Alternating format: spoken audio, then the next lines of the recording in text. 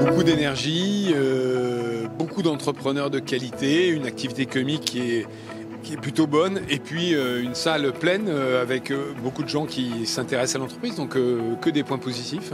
Les messages qu'il faut retenir de votre part? Les messages, c'est que l'année 2023 est certes une année compliquée, mais la récession n'est pas inévitable.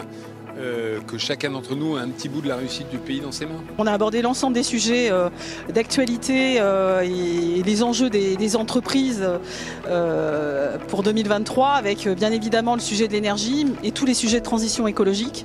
Donc c'était vraiment particulièrement intéressant de voir qu'effectivement au niveau des entrepreneurs de France, il y a cette volonté effectivement d'anticiper et de prendre les sujets à bras le corps. Donc ça, c'était une énergie positive en début d'année 2023. C'est aussi la réaffirmation du rôle sociétal de l'entreprise. L'entreprise, elle a vraiment un rôle sur l'accompagnement du territoire, l'accompagnement du développement, et aussi d'être impliqué dans l'avenir et impliqué dans les embauches, l'évolution du travail et l'accompagnement de l'aménagement du territoire. Je pense que c'est très important qu'il y ait des points réguliers et les vœux sont un point, on va dire, important de l'année, que les chefs d'entreprise se rencontrent, que les partenariats aussi, que les partenaires se rencontrent.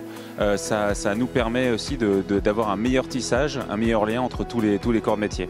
Le fait de se rencontrer permet d'échanger, on rencontre des dirigeants d'entreprise que l'on connaît évidemment, et ça permet aussi de croiser d'autres dirigeants pour qui les problématiques sont communes, des problématiques d'emploi, on le disait, des problématiques sur l'énergie, et donc tous ces sujets sont intéressants à échanger ensemble pour ensuite, pour nous banquiers, trouver des solutions d'accompagnement.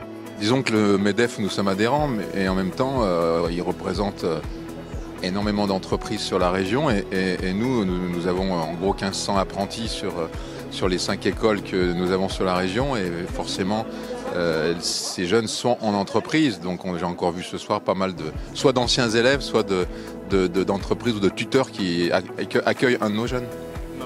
Eh bien en fait pour nous il était important d'être ici aujourd'hui pour prendre contact avec tous les entrepreneurs, pour les rencontrer, en vue notamment d'un événement qui va se tenir à Courchevel la semaine prochaine, donc les 12 et 13 janvier.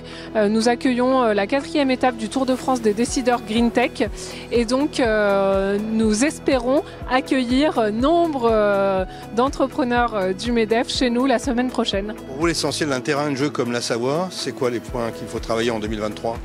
C'est déjà un beau terrain de jeu, c'est une économie très équilibrée. Alors, il y a la montagne qui évidemment est importante, mais pas que. On sait qu'il y a beaucoup d'industries, il y a de l'agroalimentaire, il y a de la métallurgie. Après, c'est comment on fait pour embaucher. Et là-dedans, il y a l'attractivité des entreprises, mais aussi l'attractivité du territoire. Et là, les élus ont le jouer.